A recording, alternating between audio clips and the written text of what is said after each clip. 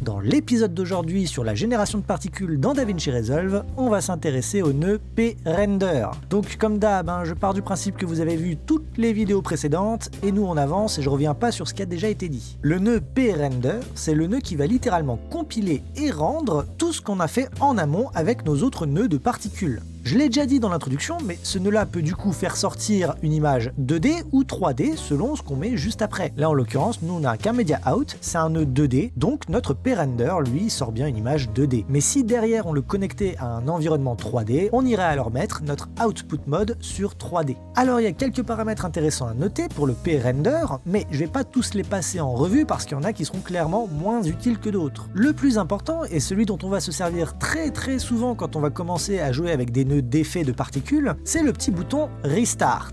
Ce petit bouton va nous servir à recalculer la simulation entière de nos particules. À quoi ça sert? Ça a à voir avec la manière dont fonctionne le p-render. Pour calculer la position, la rotation, la vitesse, la direction de chacune de nos particules, le p-render va se baser sur l'image précédente.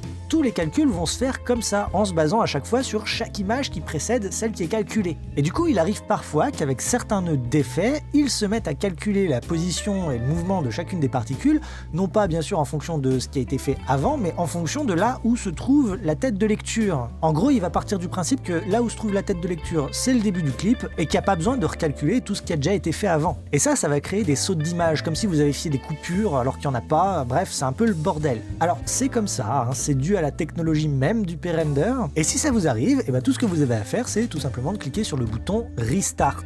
Là, j'ai une petite barre verte qui s'affiche qui signifie que les images ont été calculées. Si je clique sur Restart, cette barre verte disparaît et il va falloir que je refasse Play pour pouvoir tout recalculer. Ensuite, notre nœud p-render, il va lui aussi être divisé en plusieurs onglets. On va avoir notamment un onglet Contrôle et un onglet Scène. Moi, je vais parler que de ces deux onglets-là dans cette vidéo parce que les autres sont nettement moins importants. Dans l'onglet Contrôle, on va avoir la possibilité de rajouter du blur si l'on souhaite. On va pouvoir rajouter un glow aussi. Ces paramètres de blur et de glow vont avoir exactement le même rendu visuel que si on allait mettre un nœud Gaussian blur ou un nœud de glow juste derrière notre p-render. L'intérêt d'avoir ces paramètres là directement dans le nœud p-render, c'est que justement ça va nous éviter d'empiler d'autres nœuds inutilement derrière, sachant qu'ils vont nous être très utiles pour lisser nos animations. Voilà, on va pouvoir ajouter un petit peu de blur pour que les contours de nos particules soient moins nets, on va pouvoir ajouter un petit peu de glow pour que l'incrustation des particules avec l'arrière-plan se fasse un petit peu plus naturellement. Bref, tout ce genre de choses. Une autre option importante, ça va être le Subframe Accuracy.